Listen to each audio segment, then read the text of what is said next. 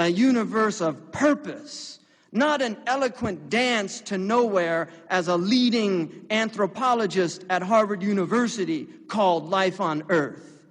An eloquent dance to nowhere.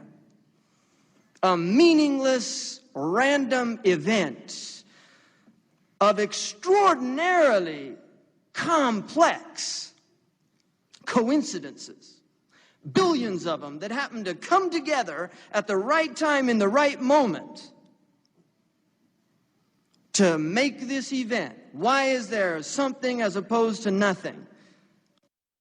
I was in an observatory, and I took my boys to see this planetary. It was at a planetarium, and you saw the stars, and we looked up at this dome. And here's how it began. Suddenly there was just a flash.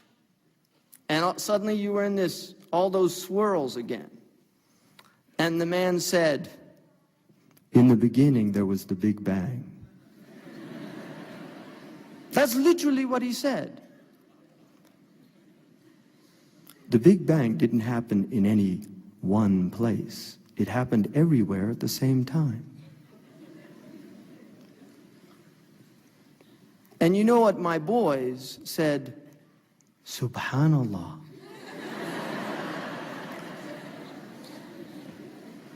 Because they knew who did that. Children know that. One of the things Fakhruddin al-Razi said, if you take a rock and you look at a 2-year-old and you hide behind a wall and you throw the rock over his head, the 2-year-old will turn around, and if he can't walk, he'll crawl over to investigate where the rock came from. Why can't that 2-year-old just believe it popped out of nowhere? Why can't it do that? Why can't that 2-year-old just simply believe that it popped out of nowhere?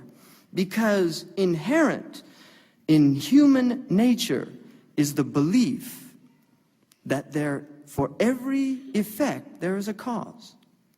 For every effect there is a cause. And it starts right from the beginning. And we're told that there was no cause. We're told everything on this planet has a cause except the universe. There was no cause. Everything else has a material cause. You study any of the physical sciences and they'll tell you there was a cause. Even if you study physiology, they'll tell you about form and function. That every single thing in your body is designed for a function. The form is actually designed for the function. And they talk about design, they use that word, and I always wondered about that because I would ask them, who's the designer? Natural selection. Well, can you tell me a little bit more about this character? Because there's intelligent design. So is natural selection intelligent? Well, he works a lot at it. He makes a lot of mistakes. But he improves each time. Well, that's intelligence. I mean, that's a lot more intelligent than a lot of human beings that I know. Right? Because Einstein said the definition of insanity is keep doing the same thing over and over again and expect a different result. Which is what we call school reform. Really, that's what it is. It's school reform. So we want to look up at the stars again. They've done their best to take them out of the sky. They keep artificial lights. In California, fortunately, the power, we're losing it all. So one day the San Franciscans are going to walk out and say, my God, who created that? They haven't seen the heavens in at least 30 or 40 years. There's kids there that don't even know that there's stars up there. And they don't know that the sun shows up every morning. I'm serious, there's a lot of these people that are so disconnected to this universe that they're not even aware that there's a thing called the solar system.